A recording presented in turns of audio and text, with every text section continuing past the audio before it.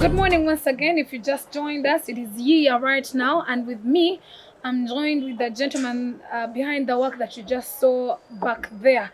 Now he's going to introduce himself to us, and he'll tell us more about the work that you've just seen. Good morning, sir. Good morning. How are you doing?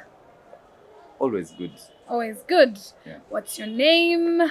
Where are we at? The people would love to know, and what do you do? I'm Bete Franco, and I'm at Aurora Park, People's Plaza, Okay. level 3, room 133. Okay. Yeah, and we deal in non-woven packagings, which are fully biodegradable. That means they're environmentally friendly packagings, and they're the perfect substitute and an alternative for the plastic carrier bags, commonly known as Kavera. Okay, just there, Frank, for a layman or omuntu wa wansi okutegeera what we are talking about.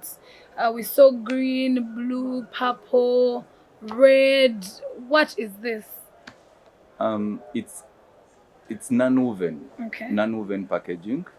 It's made with high technology, and it biodegrades. Okay. Ekitegeeza nti bw'obanga okakozesezza nga kagudde mu nnimiro kavunda. Okay. Tekasigalawo kulegama mazzi kuzaalirwamu ensiri oba omwana bw'abanga akatadde ku mutwe okuziira amangu. Wadde tekyandibadde kirungi okulekera abaana kubuzanyisa, naye at least bwo obubeerako bulungiko nti omukka guyitamu. Okay. You see, we're at a time where the government has been at the forefront of stopping Ugandans from using polythene bags, commonly known as kavera.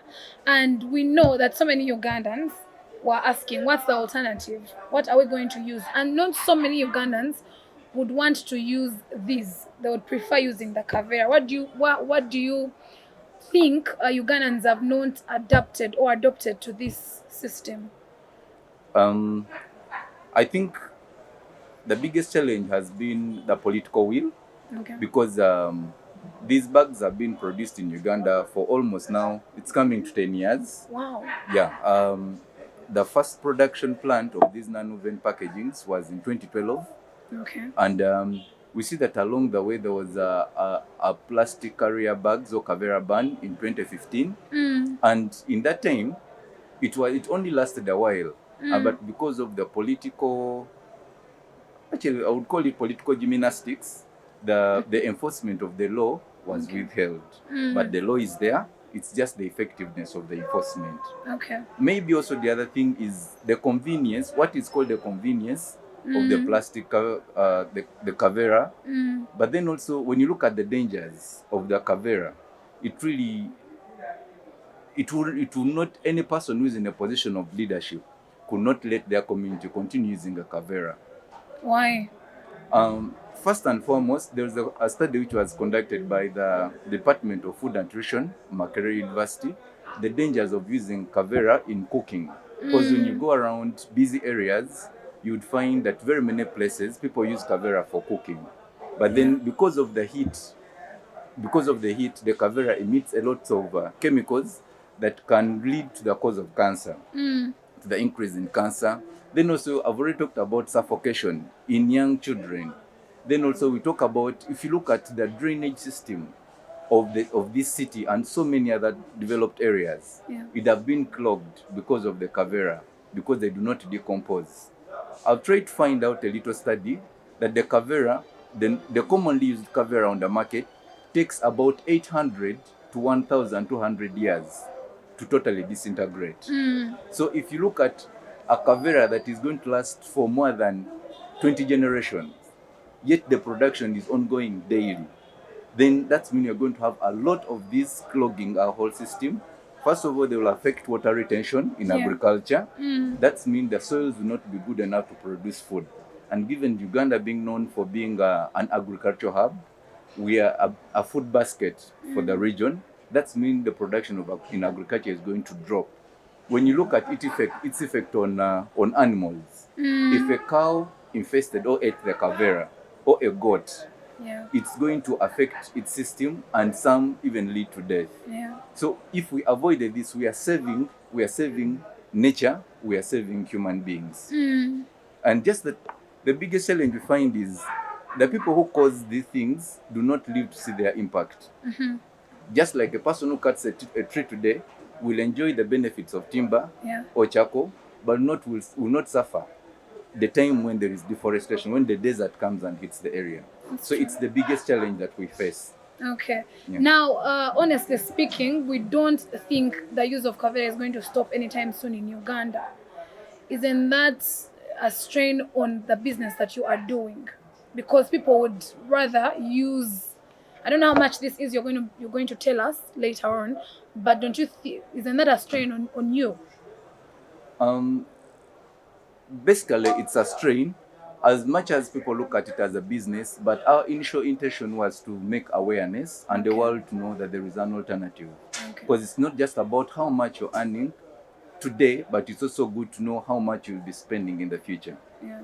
Because now, if somebody does not come out and say something, fear only kills the mind that will do something that is progressive. Yeah. So we'll not stay back and say that because there is no alternative or because there is no good political will, let's sit back and relax. Okay. We came out to say that let us do something. Let us let the people know. Let us make the world know that there is an alternative. It's not only the plastic carrier bags, the commonly known as kavera, but the non-woven biodegradable packagings. I believe by this time, anybody across Kampala knows that there is an alternative. Yeah. But the only difference is the political will. Okay. That's the only challenge we are facing. Okay. I hope so many people out there are hearing, and there's something that could be done. Of course, what should the government do? The political will, like you said, what should the people that we sent to represent us do about this? I will appreciate the Minister of Environment, Okay. NEMA generally.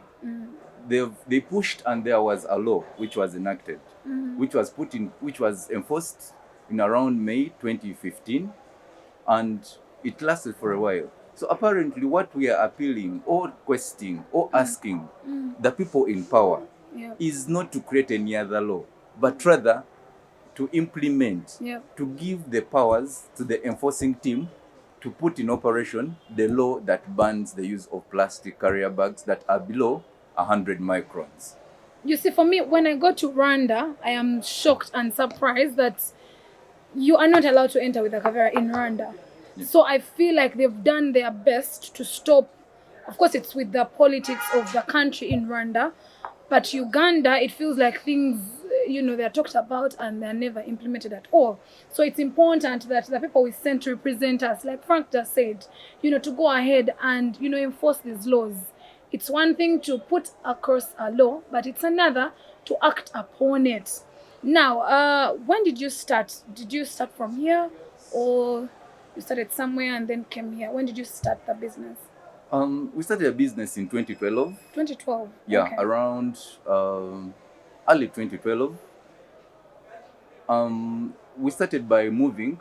We just had some of us had just finished campus, and we're trying to challenge the status quo of not just getting out of campus, get a job, get a wife, marry, produce children, and the cycle continues. We're like, what other things could we do that could make our place of origin, our country, a better place? I and a few friends, we thought through and we're like, what can we do to give back to the community? And we came up with a name, or with a group, a name that combines us. We're about 4 of us, and the name was Save the Land of Our Origin. What can we do to save the land of our origin? We were looking at how can we clean up the trenches, not doing these community things. But then also we found out that the biggest challenge is the kavera that does the clogging. Every time you clean up a trench, it's the kavera that clogs. So when we heard of this, and there was a person who wanted to start up this business in East Africa and from Uganda. So we reached out to them. They're like, it's a good thing if you can lead the sensitization and awareness. And we started on it, moving places. People were like, these are very expensive, they are unaffordable by the look, because they look very executive.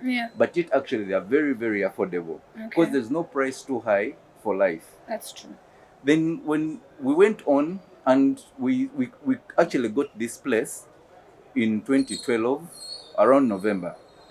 That's when we started here, as a base to preach this gospel of the non-woven, of saving the land of our origin here and about Kampala and the surrounding areas. Okay. We even moved as far as trying to find out information like from Kigali in Rwanda. We also moved to Kenya. We started up also, there was a pressure group we started in Kenya. It was also Save the Land of Our Origin, Kenya. Okay. And we picked on. But in Kenya, they took it a little bit more serious. We met some people in high places. But also they said, you know, it is very hard, it is impossible. But right now the ban is on in Kenya. Yeah. And they give a very heavy fine if they find you with plastic carrier bags. I think they should also bring fines to Uganda. Yeah. Yeah, people who, just because there is a good political will, people who picked on it later are benefiting from it better than the people who started the idea and passed it on. Oh. Yeah. Now, I don't know if they're in different sizes, but speaking of the expense, just for someone that is watching, how much do these bags go for? For example, a bag of this size, is there any that is smaller than this? Yeah, they're quite a number. Okay. I think we just have, I'll take you through a few of them, the sizes that there are. Okay. And then also, relatively the price, it's relatively between 15 to 25% more than the plastic carrier bag. Okay. And we look at this to be more reusable. So because every time you shop in the same packaging twice or thrice, you would reduce on increasing on that with the production of that very carrier bag. We are located at Aroa Park, People's Plaza, Level 3, Room 133. We have a Facebook page, Save the Land of Our Origin.